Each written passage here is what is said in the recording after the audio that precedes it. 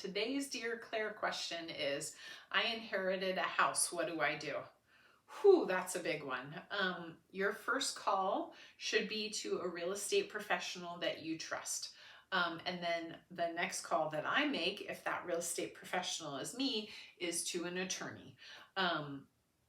This is such a complicated situation that I really like. If there's one thing you take away from this is call an attorney and or call a realtor.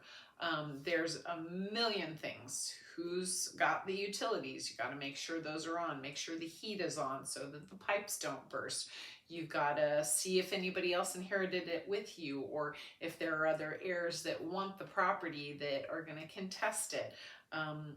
Who has the title? Is there a mortgage? You've got to make sure that the mortgage payments are made.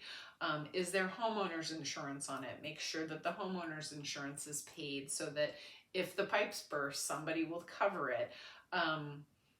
There's just a million things. So seriously, you need a trusted group of advisors, and you need them immediately to help you make sure all the details are in place and everything's okay.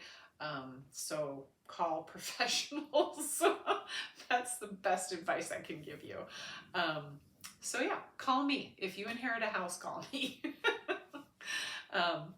As always, I'll do my best to try and answer your questions, and let me know what your experience was with inheriting a house. I don't know very many people who've had this experience, but it can be overwhelming and actually difficult. So I know that you probably think it's like winning the lottery, but it's not quite.